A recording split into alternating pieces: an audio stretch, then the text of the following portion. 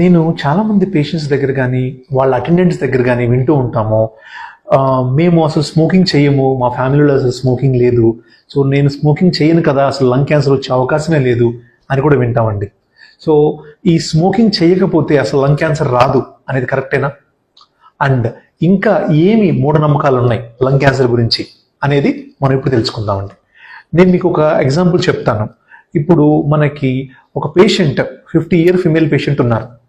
ఆవిడ normal routine life తీసుకున్నారు, house wife, first నుంచి కూడా హౌస్ వైఫ్, ఇంట్లో పిల్లలు ఉన్నారు, పిల్లల్ని పెంచారు, పెద్దవాళ్ళు చేశారు, అంతా జరిగిపోయింది, నార్మల్గానే ఉంది. 50 years టైంలో కాఫ్ పర్సిస్టెంట్గా ఉంది. అరౌండ్ 2 to 3 months వరకు కాఫ్ తగ్గటం లేదు, కొంచెం వెయిట్ లాస్ కూడా అవుతున్నారు.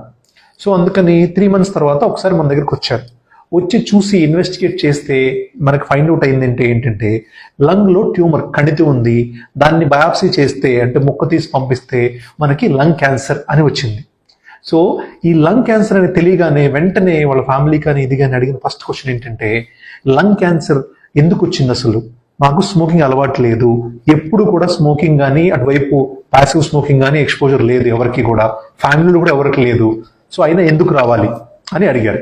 సో దానికి ఎక్స్ప్లెనేషన్ ఏంటంటే, మనకి ఉన్న బిగ్గెస్ట్ మిత్ ఏంటంటే లంగ్ క్యాన్సర్ అనేది ఓన్లీ స్మోకర్స్కే వస్తుంది, స్మోకింగ్ చేయకపోతే రాదు అనుకుంటాం. అలా కాదండి, లంగ్ క్యాన్సర్ అనేది ఎవరికైనా రావచ్చు. అదర్ కాజెస్ ఏమవచ్చు అంటే, ఎక్కువగా పొల్యూషన్ ఎక్స్పోజర్ ఉన్నవాళ్ళు, ఎక్కువగా కిచెన్ ఫ్యూయల్ అంటే బయోమాస్ ఫ్యూయల్ అంటాం, కట్టెల పొయ్యి మీద కానీ బొగ్గుల పొయ్యి మీద కానీ, మన చిన్నప్పటి నుంచి చాలా మంది మన పెద్దవాళ్ళు కట్టెల పొయ్యి బొగ్గుల పొయ్యి మీద చాలా సంవత్సరాలు పనిచేసి ఉంటారు. అలాంటి వాళ్ళు కానీ, ఫ్యాక్టరీలో ఎక్స్పోజర్, ఎవరన్నా కోల్ ఫ్యాక్టరీ కానీ or burning fuel, electricity factory, అలాంటి కోల్ ఫ్యాక్టరీస్లో వాటిలో పనిచేసిన వాళ్ళకి కూడా మీకు రిస్క్ ఆఫ్ లంగ్ క్యాన్సర్ ఉంటుంది. సో ఇలా మీరు స్మోకింగ్ చేయకపోయినా కానీ లంగ్ క్యాన్సర్ వచ్చే అవకాశం ఉంటుందండి. లంగ్ క్యాన్సర్ గురించి ఇంకొక మిత్ ఏంటంటే, సో సిమ్టమ్స్ అనేవి చాలా క్లియర్గా ఉంటాయి, అండ్ సిమ్టమ్స్ వినగానే మన క్యాన్సర్ అని సస్పెక్ట్ చేస్తామని అనుకుంటాం. జనరల్గా మనకు సిమ్టమ్స్ చెప్పి ఇబ్బందులు ఉన్నాయి సార్, ఈ ఇబ్బందులు ఉన్నాయి కదా, మీరు చెప్పేసేయండి ఇంకా క్యాన్సర్ ఉందా లేదా అని జనరల్గా అడుగుతారు మనల్ని. కానీ సిమ్టమ్స్ అనేవి క్లియర్గా ఉండవండి. ఎందుకని, లంగ్ క్యాన్సర్ కూడా ఆ 4 సిమ్టమ్స్ అంటే దగ్గు కానీ, కొంచెం దగ్గుతో పాటు రక్తం పడటం కానీ, వెయిట్ లాస్ రావటం కానీ, ఫ్లమ్ రావటం కానీ, ఆయాసం రావటం కానీ, ఛాతి నొప్పి రావటం కానీ, ఇలాంటి సిమ్టమ్సే ఉంటాయి. అంటే మిగతా వాటితో చాలా కండిషన్స్తో ఓవర్లాప్ ఉంటుంది. సో సిమ్టమ్స్ అన్ని ఎప్పుడు కూడా క్లియర్గా టువర్డ్స్ లంగ్ క్యాన్సర్ లాగా ఉండవు అసలు. సో మనం ఏమనుకుంటాము, సిమ్టమ్స్ చెప్పగానే లంగ్ క్యాన్సర్ లాగా అనిపిస్తుంది అని చెప్పలేము. ఓకేనా? సో ఇంకొక మనకి మిత్ ఏంటంటే, సర్జరీ అంటే ఇంకా అయిపోయింది, లంగ్ క్యాన్సర్ డయాగ్నోసిస్ సర్జరీ అంటే అసలు ఇంకేం లేదు, సర్జరీ అయిపోతే ఇంకా బయటికి రారు అనుకుంటాం. కానీ లంగ్ క్యాన్సర్ డయాగ్నోస్ చేసిన తర్వాత సర్జరీ అంటే అది ఇంకా చాలా బెటర్ అనే అర్థం. ఎందుకని, ఆ క్యాన్సర్ని కట్ చేసి రిమూవ్ చేసే ప్లాన్ ఉంది అని, అంటే some what better comparatively only chemotherapy కానీ అదర్ క్యాన్సర్ ట్రీట్మెంట్స్ కన్నా ఇది సర్జరీ బెటర్ అండి. అది ఇంకొకటి లాస్ట్ మిత్ ఏంటంటే, మనము క్యాన్సర్ అని వినగానే, లంగ్ క్యాన్సర్ అని వినగానే ఇమీడియట్ డెత్, ఇంకా అసలు లంగ్ క్యాన్సర్ వస్తే ఇంకా మళ్ళీ మనము బతికే అవకాశం లేదు అనుకుంటాం. కానీ మనము రీసెంట్ టెక్నాలజీస్ అంటే బ్రాంకోస్కోపీ ద్వారా కానీ, డిఫరెంట్ మెథాలిటీస్, ఈబస్ టెక్నిక్ ద్వారా కానీ, or cone beam CT technique ద్వారా కానీ, రేడియల్ ఈబస్ టెక్నిక్ ద్వారా కానీ, ఇలాంటి అడ్వాన్స్డ్ మెథడ్స్ ఉపయోగించి లంగ్ క్యాన్సర్ని మనం ఎర్లీగా డిటెక్ట్ చేస్తున్నాం ఇప్పుడు. సో ఈ ఎర్లీగా డిటెక్ట్ చేయడం వల్ల ఏంటి అంటే, స్టేజ్ 1, స్టేజ్ 2 లంగ్ క్యాన్సర్ టైంలో కనుక మనం డిటెక్ట్ చేస్తే వాటిని మనం కంప్లీట్గా క్యూర్ చేయొచ్చు. ఓకే అండి, ఇప్పుడు మీకు మిత్స్ క్లారిఫై అయిపోయాయి కదా. మిత్స్ ఏంటి, దానికి పర్ఫెక్ట్ ట్రూత్ ఏంటి అనేది నేను చెప్పేశాను.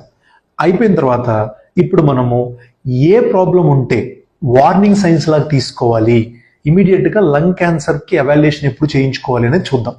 ఒకటి, persistent cough, more than 3 weeks cough ఉన్నప్పుడు, దగ్గుతో పాటు మైల్డ్గా కొంచెం రక్తం పడుతున్నప్పుడు, అన్ఎక్స్ప్లెయిన్డ్ వెయిట్ లాస్, మీరు అన్ఇంటెన్షనల్గా మీరేం అనుకోలేదు వెయిట్ లాస్ అవుదామని, కానీ వెయిట్ లాస్ అవుతున్నారు దానివల్ల, ఆర్ చెస్ట్ పెయిన్ వస్తుంది, సడన్ చెస్ట్ పెయిన్ వస్తుంది దానివల్ల, ఇంకా ఎక్కడైనా స్కిన్ మీద కానీ ఎక్కడైనా ఎలివేషన్స్, స్వెల్లింగ్స్ వస్తున్నాయి, అన్ఇంటెన్షనల్గా తెలుస్తుంది అంటే. సో ఇలాంటి సిమ్టమ్స్ అన్నీ కూడా వార్నింగ్ సైన్స్ అని చెప్పుకోవాలి. ఇలా కనుక అనిపిస్తే ఇమీడియట్గా లంగ్ స్పెషలిస్ట్ని కన్సల్ట్ చేసి దానికి ఏంటి solution and evaluation, further steps ఏంటి అనేది మనం తెలుసుకోవాలి. ఇప్పటి వరకు మనము మిత్స్ అండ్ వార్నింగ్ సైన్స్ రెండు కవర్ చేసాం. సో ఇప్పుడు మనం ఏం చూద్దామంటే లైఫ్ స్టైల్ ప్రివెన్షన్ స్టెప్స్, ఎలాగ మనము ప్రివెంట్ చేసుకోవచ్చు లంగ్ క్యాన్సర్ రాకుండా అనేది తెలుసుకుందాం. ఫస్ట్ అండ్ మోస్ట్ కామన్ అండి, అందరికీ తెలిసిందే, స్మోకింగ్ స్టార్ట్ చేయొద్దు. ఆల్రెడీ స్టార్ట్ చేసి ఉంటే స్టాప్ చేయండి.